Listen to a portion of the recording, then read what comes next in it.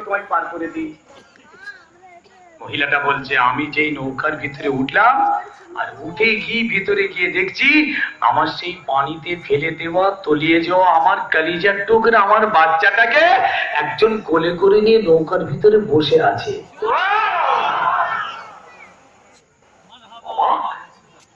মা তার বাচ্চাকে দেখতে পেয়েছে, মায়ের চাপ কেউ ধরে রাখতে পারবে না, লাফিয়ে পড়ে বাচ্চাকে তুলে দিয়েছে বলে। আমার বাচ্চা, এটা এটা আমার বাচ্চা। মাঝি বলে, মাঝির লোকজন বলে, আরে পাগল নাকি তুমি, এ বাচ্চা তোমার কোনদিন হতে পারে না, এটা তোমার নয়। এ মহিলা, এ বাচ্চা তোমার নয়। বলে এটা আমার, আমি আমার বাচ্চা চিনি, এটা আমার বাচ্চা। বলে এটা তোমার হতে পারে না।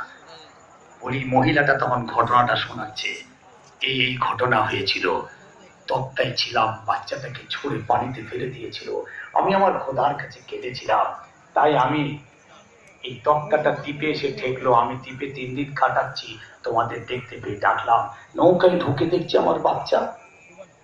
সঙ্গে সঙ্গে মাঝি বলেছিল, আল্লাহর কসম মহিলা, এ বাচ্চাটা হলো তোমার। জোরে বল সুবহানাল্লাহ।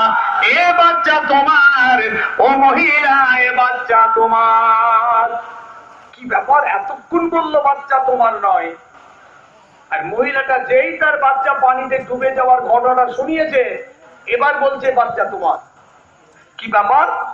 মাঝি বলছে, ও মা শোনো, আমি তো নৌকা নিয়ে আসছিলাম, যেদিকে পানির স্রোত আমি সেইভাবে নৌকা নিয়ে আসছিলাম, হঠাৎ আসমান থেকে একটা আওয়াজ আমার কাছে বারবার আসছে, এই মাঝি, নৌকাটা তুই তাড়াতাড়ি ঘোরা, যদি না ঘোরাস তোর নৌকা আমি ডুবিয়ে দেবো।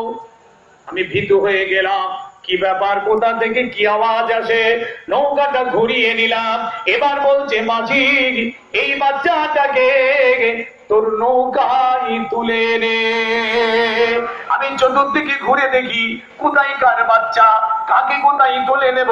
হঠাৎ দেখতে পাই একটা মাছ তোমার এই বাচ্চাটাকে গালে করে পানির উপরে উঁচু করে ধরে রয়েছে।